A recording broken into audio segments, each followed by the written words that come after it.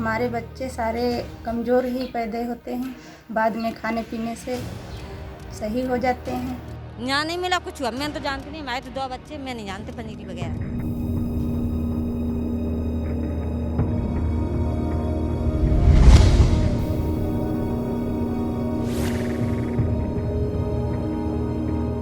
नमस्कार दोस्तों, मेरा नाम है नीलेश मिश्रा। गांव कनेक्शन के गांव कैफ़े कार्यक्रम में आपका बहुत बहुत स्वागत है। पिछले 8 साल में गांव कनेक्शन की कोशिश रही है कि गांव की आवाज़ को मुखर तरीके से शहर के हिंदुस्तान तक पहुंचाए, पॉलिसी मेकर्स तक पहुंचाए, आम शहरी हिंदुस्तानियों तक पहुंचाए, ताकि गांव के लिए उनकी समझ बेहतर हो और एक सकारात्मक रूप से हम आगे बढ़ सकें। लेकिन पिछले 4-5 महीने हम सब पे बहुत मुश्किल गुजरे हैं। हम सब पे गुजरे हैं, लेकिन ऐसे लाखों लाखों लोग हैं, हमारे साथी नागरिक, जिन पर अकल्पनीय, अनइमेजिनेबल ढंग से मुश्किल गुजरे ये 4-5 महीने। वो कहानियाँ कहीं नहीं गईं। जिस तरह से उन्हें बताना चाहिए था, हम नहीं बता पाए। हमने उनसे मुंह मोड़ लिया, हमने उनको फॉर ग्रांटेड ले लिया कि तकलीफ तो शायद इनकी नियति है, या ऐसा जीवन तो इनकी नियति है। और इसलिए हमारी कोशिश है कि उन कहानियों को, उन लाखों तकलीफ की गाथाओं को, उन मुश्किलों को हम पेश करें आंकड़ों के जरिए और आंकड़ों के पीछे छुपे चेहरों के जरिए। गांव कनेक्शन ने एक मुहिम शुरू की है, एक नया वर्टिकल बनाया है, गांव कनेक्शन इनसाइट्स, जो पहली बार लगातार समय समय पर भारत में एक आईना, एक ऐसा मंच, एक ऐसा यंत्र देगा लोगों को कि गांव की सच्चाइयाँ सर्वेज के माध्यम से, राष्ट्रव्यापी सर्वेज के माध्यम से हम आप तक ला सकें।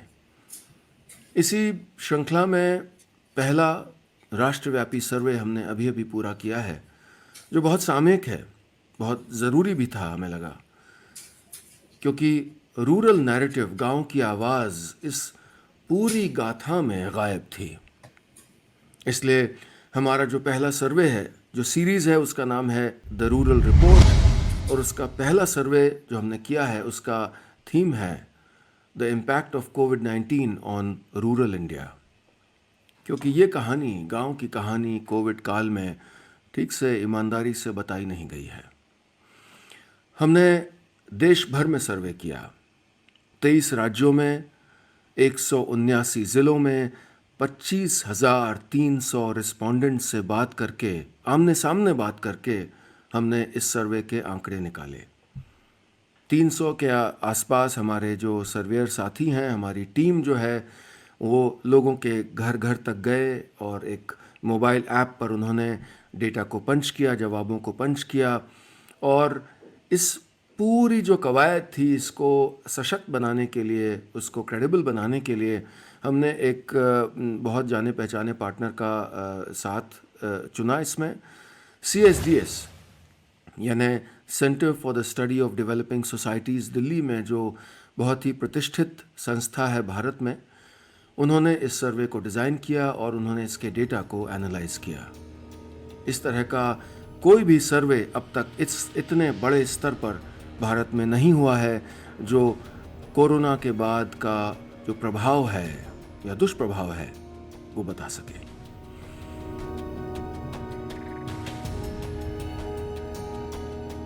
क्या फाइंडिंग्स रही हैं बच्चों से जुड़ी, हाँ ये जी। जानना बहुत रोचक होगा, तो प्लीज़ निधि बताइए। तो हम लोगों ने जो सर्वे किया था, उसमें उन परिवारों का सर्वे किया था जहाँ पे बच्चे हैं, जो बच्चे आंगनवाड़ी से जिन लोगों को खाना मिलता है, या फिर जो मिड डे मील उनको सरकारी स्कूलों से मिलती है। तो ऐसे परिवारों में जो है 54% जो परिवार थे, उन्होंने हमें बोला कि उनके यहाँ जो बच्चे हैं, उनको मिड डे मील या उनको आंगनवाड़ी का राशन लॉकडाउन के दौरान भी मिला है। 40% परिवारों ने बोला कि उनको ये जो राशन है, मिड डे मील है या स्कूल की तरफ से, वो प्राप्त नहीं हुई है, और 6% इसकी हमें जवाब नहीं दे पाए।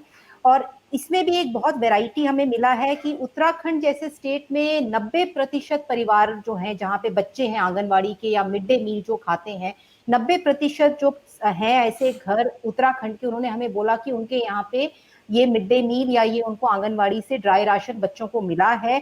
सिमिलरली जे.एंड.के और लद्दाख में भी 89% हाउस होल्ड से हमें बोला मिला है। पर वहीं पे दूसरी तरफ अगर हम देखें तो जैसे गुजरात में सिर्फ 25% ऐसे परिवार थे जिन्होंने हमें बोला बच्चों को वहां पे मिड डे मील या आंगनवाड़ी से ड्राई राशन मिला है। बिहार में सिर्फ 32% लोगों ने बोला कि वहां पे बच्चों को जो है ये लॉकडाउन के दौरान ये मिला है। और ये जानना भी जरूरी है कि इसके लिए हमें सुप्रीम कोर्ट ने जो है मार्च एंड में जब लॉकडाउन शुरू हुआ था और मिड मार्च से जब सारी आंगनवाड़ी और सब स्कूल बंद हो गए थे तो सुप्रीम कोर्ट ने इसका सुओ मोटो नोटिस लिया था और उन्होंने स्टेट्स को ये ऑर्डर दिया था कि हमें इंश्योर करना है कि लॉकडाउन के दौरान जो आंगनवाड़ी के बच्चे हैं 0 से 6 साल की उम्र के और जो हमारे स्टेट गवर्नमेंट के जो सारे स्कूल में जाते हैं बच्चे, उनको जो है उनका खाना जो है उनको मिलना चाहिए।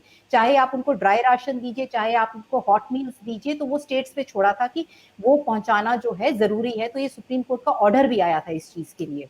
लॉकडाउन से अभी तक कितनी बार पंजीरी मिली है? हमका दीदी सिर्फ एक बार मिली है। पंजीरी बांटी गई महिलाओं बच्चों को। कितनी बार पंजीरी दी गई है? 2 बार। पिछली बार दीदी दी गई है, पिछले महीने में।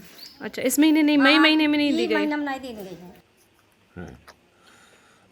हमारे रिपोर्टर रोहिन जुड़े हुए हैं हमारे साथ। रोहिन, कैसे हैं आप? और आप कुछ इस मुद्दे पे हमें बताना चाहेंगे जो खासकर आपकी ग्राउंड रिपोर्टिंग से जुड़ा हो? Hi everyone.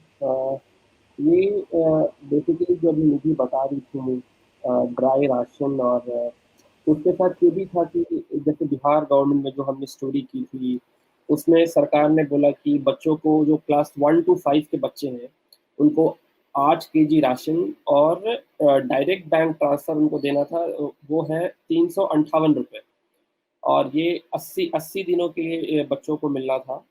और ये अगर आप एक मील का देखेंगे तो एक मील का जो अमाउंट होगा वो 4 रुपये 48 पैसे होता है क्लास 1 to 5 के बच्चों के लिए। उसी तरीके से 6 से 8वीं क्लास तक के जो बच्चे हैं उनको 12 kg राशन मिलना था, और उसका जो अमाउंट है वो 536 रुपीज़ 536 रुपये उनको 80 दिनों के लिए मिलना है। और वो अगर आप पर डे पर मील एक मील के हिसाब से वो जोड़े तो वो 6 रुपये 70 पैसे होता है।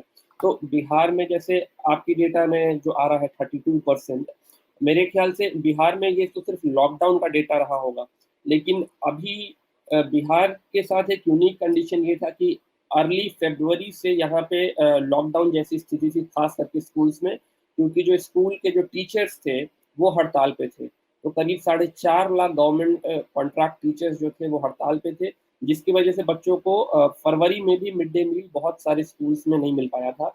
और सरकार की अपनी फाइंडिंग है कि मिड डे मील नहीं मिलने की वजह से मोर देन 50% जो बच्चे थे वो ड्रॉप आउट हो गए थे, वो स्कूल्स नहीं आ रहे थे। तो हमारे पास जो भी अभी डेटा आ रहा है वो लास्ट वीक ऑफ मार्च से लेकर अभी जुलाई तक का हम स्टडी कर पा रहे हैं। रोहिन, ये तो हम आंकड़ों की बात कर रहे हैं जो कि हैं भी महत्वपूर्ण, लेकिन इसके परे आपने अपनी फील्ड रिपोर्टिंग में क्या कुछ देखा ऐसा जो साझा करना चाहेंगे आप, जो लोगों ने आपसे कहा हो इस मुद्दे पर?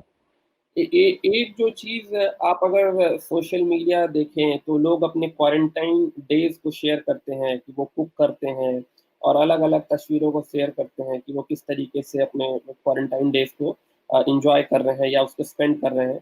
लेकिन बिल्कुल गया टाउन से बहुत ज़्यादा दूर नहीं है, और वो बेलागंज का एक इलाका है, और गया टाउन से समझिए 5 से 7 किलोमीटर ही दूर है। वहाँ पे एक मुसहर टोला है जहाँ पे बच्चों को भात अगर मिल रहा है तो दाल नहीं मिल रहा है। अगर भात अगर बन गया है तो वो अचार उसके साथ खा रहे हैं, भात और अचार उनका मील है। रोटी और प्याज उनका मील है। माड़ भात उनका मील है। और बच्चों से जब ये पूछा गया कि लास्ट टाइम तुमने सबसे बढ़िया खाना क्या खाया या नॉन-वेज क्या खाया? तो उसने बोला कि वो जो गोट होती है, जो बकरियाँ होती हैं, उसके इंटेस्टाइन, क्योंकि वो सबसे सस्ता मिलता है और उसको बिहार में वो पचौनी कहते हैं, और वो उनके लिए सबसे न्यूट्रिशियस डाइट था जो उसने पिछले 3-4 महीने में वो पहला न्यूट्रिशियस डाइट और जो उसको याद आता है वो शेयर करता है। मतलब जो स्थिति है यहाँ पे, क्योंकि वो जो कम्युनिटीज़ हैं, ऐसा नहीं है कि अगर बच्चों को मिड डे मील मिल जाता है, राशन भी मिल जाता है और डायरेक्ट बैंक ट्रांसफ़र भी, उनकी फैमिलीज़ की ये स्थिति नहीं है कि वो उस अमाउंट को यूटिलाइज़ कर पाएँ, क्योंकि उनके पास रोज़गार नहीं है लॉकडाउन में, वो सारे मज़दूर हैं। और जो ये अमाउंट मिल रहा है, उस अमाउंट को वो कैसे यूटिलाइज़ करते हैं, वो अपने आप में बहुत चैलेंजिंग है। अगर किसी के अकाउंट में 358 रुपीज़ या ₹550 आते हैं और घर में कोई रोज़गार नहीं है, तो वो अल्टीमेटली उस पैसे का इस्तेमाल दूसरी चीज़ों में भी करने वाले हैं। बिल्कुल बहुत शुक्रिया। तो मैं आना चाहूँगा नीतू के पास। नीतू हमारी फील्ड रिपोर्टर हैं और आप लंबे समय से इन मुद्दों पर पहले भी रिपोर्ट कर रही हैं और लॉकडाउन के दौरान भी आपने किया है। क्या आप कुछ अपने अनुभव साझा करना चाहेंगी और कुछ अपनी इनसाइट्स फील्ड से? जी। तो सर लॉकडाउन के टाइम पे जो ये पोषण आहार की बात है, हमने जितने भी स्टेट में जब बात की थी या जो भी स्टोरी की थी, उस दौरान कहीं पे भी उन्हें पर्याप्त रूप से राशन नहीं पहुँच पा रहा था या राशन मिल नहीं पा रहा था। तो ये दिक्कतें हर स्टेट में मोस्टली थी। हमने छत्तीसगढ़, झारखंड, बिहार, एमपी, उत्तराखंड जितने भी स्टेट में बात की, यूपी में तो कई जगह हम ग्राउंड रिपोर्टिंग करने भी गए थे, जहाँ पे जो भी जो आंगनबाड़ी केंद्र है, वहाँ पे जो पोषाहार उन्होंने कहा कि हमें ऊपर से ही नहीं आ रहा है। तो जो पोषाहार उन्हें ऊपर से आना चाहिए था, वो ऊपर से नहीं आया, तो फिर वो ग्राउंड पे नहीं बाँट पाए। जो पहले का उनका रखा हुआ था वो उन्होंने कुछ-कुछ टाइम पे दे दिया, पर इसके बाद नहीं आया। और जो मिड डे मील का आता था, वो मिड डे मील प्रधान जो क्वारंटाइन सेंटर बने हैं, वो उसमें ही इतने ज़्यादा व्यस्त थे कि उनको गाँव में हर बच्चे को राशन पहुँचाना है या उनके खाते में पैसा जाना है, इसको लेके वो बिल्कुल भी सजग नहीं थे, क्योंकि उनकी पूरी ज़िम्मेदारी गाँव में कौन बाहर से आया है, कहाँ पे उन्हें क्वारंटाइन करना है, उनके खाने का क्या इंतज़ाम करना है, पूरा का पूरा जो भी हमारे ग्रामीण स्तर पे जो प्रधान है, आशा है या आंगनबाड़ी है, सब उसी पे लगे रहे। तो कुछ भी बच्चों की तरफ और महिलाओं की तरफ बहुत ज़्यादा किसी का ध्यान नहीं गया इस दौरान। हमारा पूरा फ़ोकस ये था कि अ, कोई भी कोरोना पॉज़िटिव ना निकले या गाँव में किसी भी तरह कोविड-19 में हम पूरी तरह से इतना व्यस्त हो गए कि बहुत जो ज़रूरी कड़ी थी, चाहे वो महिलाएँ हों, चाहे वो किशोरियाँ हों, चाहे वो बच्चे हों, इन पे हमारा पूरी तरह से सरकार का, प्रशासन का कोई ध्यान नहीं गया। और ऊपर से हम अगर माल ब्लॉक वहाँ की बात करें, टौंजा में हम सामुदायिक स्वास्थ्य केंद्र पे गए थे। एक महिला का 2 महीने, 3 महीने का बच्चा मिसकैरेज हो गया था। उसको सामुदायिक स्वास्थ्य केंद्र से इसलिए वापस कर दिया गया क्योंकि अभी अलाउ नहीं है। वो कहाँ जाएगी लॉकडाउन के टाइम पे, वो इतनी गरीब महिला है, कैसे अपना अबॉर्शन जाके कराएगी? तो ये एक मुश्किल समय था उसके लिए और हम लगातार उसके 5-6 घंटे साथ में प्राइवेट हॉस्पिटल में उसको जाना पड़ा। जो काम उसका 500 का या ₹1000 का काम था, वो उसे 6-7 हज़ार रुपए में खत्म करना पड़ा। और इस महिला की जाँच उसी समय हुई थी जब ये कोविड-19 अभी शुरू नहीं हुआ था, मार्च से पहले, तब ये अति कुपोषित थी। इसके बाद इसकी कोई जाँच नहीं हुई, एनीमिक थी महिला, इसका खान-पान कैसा था, इसको कुछ मिला नहीं, तो ये इसका जो बच्चा था वो अपने आप पेट में ही मिसकैरेज हो गया। तो 2 ढाई महीने की जो पूरी लंबी प्रोसेस थी, बच्चा पेट में ही मर गया, इसको बहुत तरह की दिक्कतें आई। परवीन वाइफ ऑफ निसार अहमद हमारे गांव में है।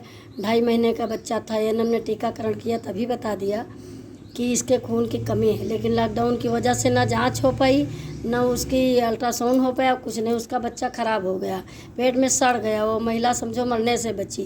तो ये एक उदाहरण था, बाकी ऐसी गाँव में ऐसी कई सारी स्टोरियाँ थी जो उनके खान-पान को लेके थी।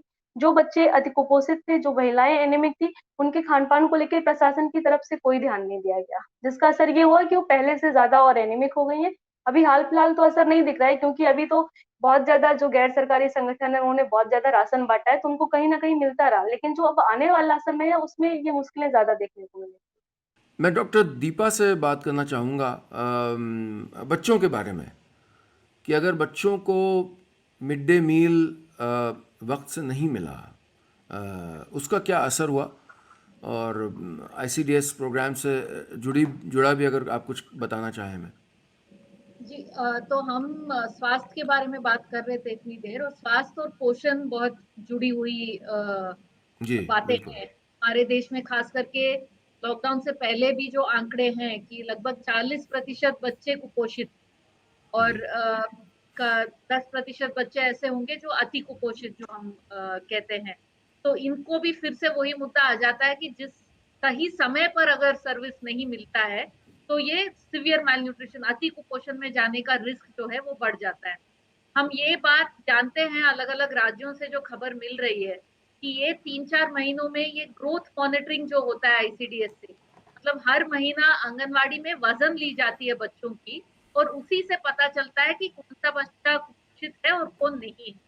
और जो जी बच्चे कुपोषित है उनको अतिरिक्त पोषण दिया जाता है, न्यूट्रिशन रिहैबिलिटेशन सेंटर में भेजा जाता है वगैरह। तो हम ये जानते हैं कि पिछले 3-4 महीनों में ये सारी सेवाएं भी बंद रही हैं।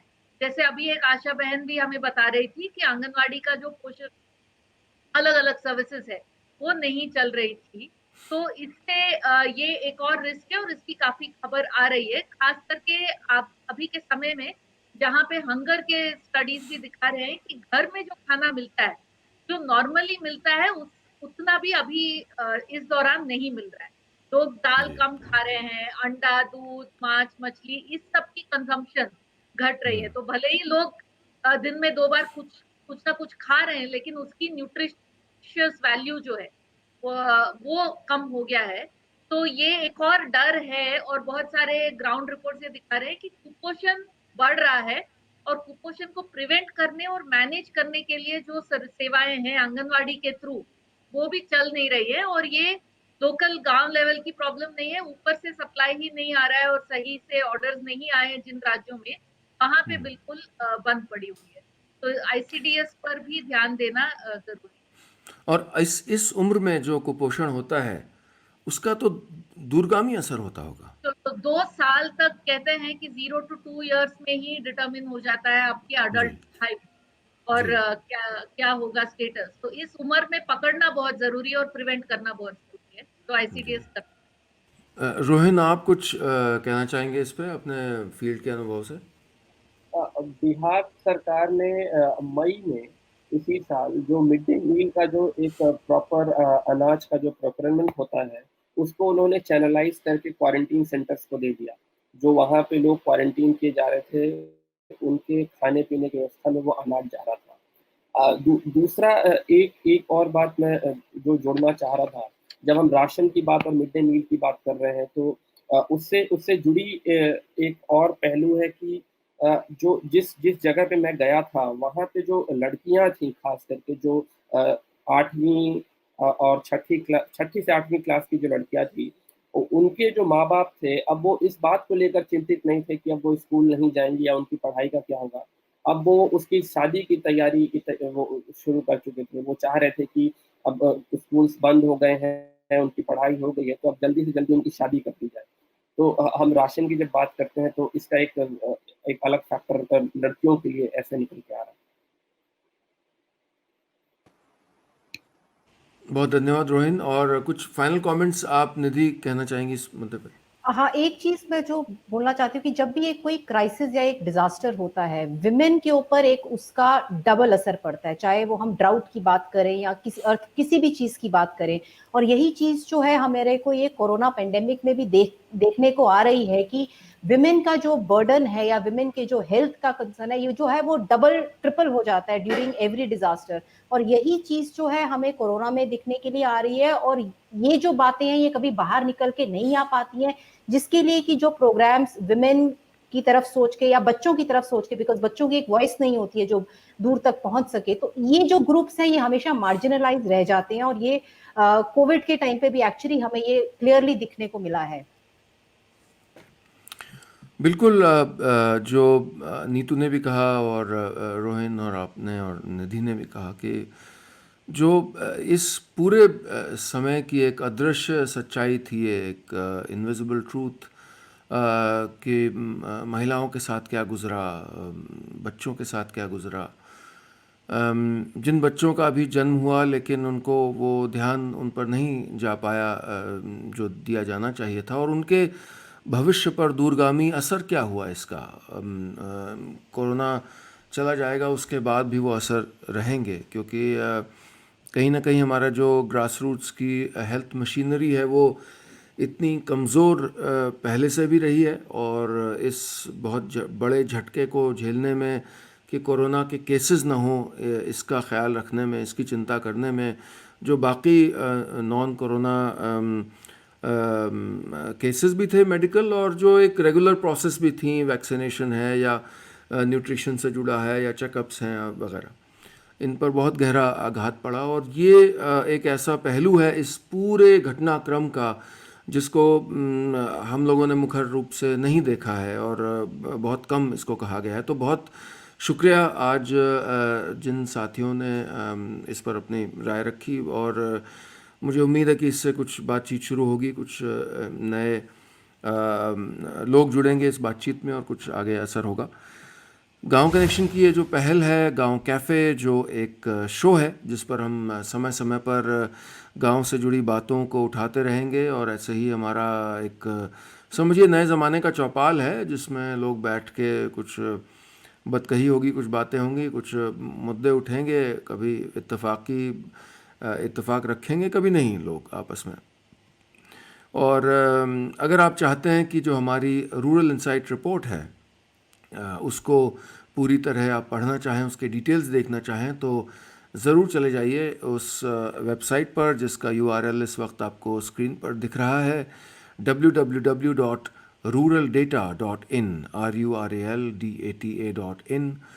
और अगर गांव से अपना रिश्ता जोड़े रखना है, मज़बूत करना है, अगर गांव से आपको सरोकार है, गांव से मोहब्बत है, तो ज़रूर टहल आइए हमारे वेबसाइट www.gaonconnection.com पर।